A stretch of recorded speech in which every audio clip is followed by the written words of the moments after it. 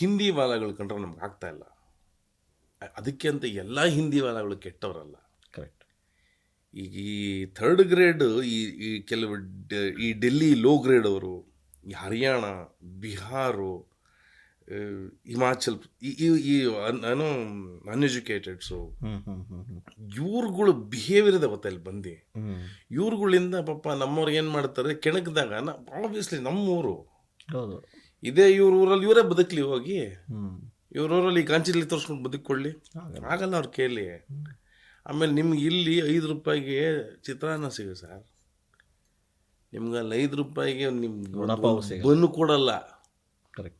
ಆಮೇಲೆ ನಮ್ಮವರು ನೀವು 5 ರೂಪಾಯಿ ಇಟ್ಕೊಂಡು 3 ನಿಮಿಷ ಯಾವನ ಇಡ್ಲಿ ಮಾಡಿದ ತಟ್ಟೆ ಏನೋ ರೋಡಲ್ಲಿ ಮಾಡ್ತಿರ್ತಾನಲ್ಲ, 10 ರೂಪಾಯಿ ಇಟ್ಕೊಂಡು 1 ನಿಮಿಷ ಕೇಳ್ಬಿಡಿ, ಅದಿರೋದೇ 10 ರೂಪಾಯಿ ಅಂತ, ಹೊಟ್ಟೆ ತುಂಬ ತಿನ್ಕೊ ಹೋಗಿ ಬಾಗುರೋ ನನ್ನ ಮನೆ ಕಟ್ತೀನಿ ಅದರಲ್ಲಿ ಅಂತಾರೆ. ಕರೆಕ್ಟ್.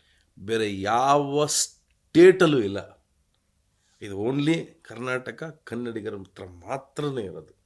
ಯಾರಾಗ್ತಾರೆ ಎಂಎಲ್ಎ ಅಭ್ಯರ್ಥಿ 2028 ಶೀಘ್ರದಲ್ಲೇ. ಪ್ರತಿದಿನ ಒಂದೊಂದು ಕ್ಷೇತ್ರದ ಟಿಕೆಟ್ ಆಕಾಂಕ್ಷಿಗಳ ಸಂಪೂರ್ಣ ಮಾಹಿತಿ ಪೊಲಿಟಿಕಲ್ ಜರ್ನಲಿಸ್ಟ್ KM ಶಿವಕುಮಾರ್ ಅವರಿಂದ. ಕರ್ನಾಟಕದ ನಂಬರ್ 1 ಡಿಜಿಟಲ್ ಮೀಡಿಯಾ ನಿಮ್ಮ ನೆಚ್ಚಿನ ಕರ್ನಾಟಕ ಟಿವಿಯಲ್ಲಿ ಮಾತ್ರ.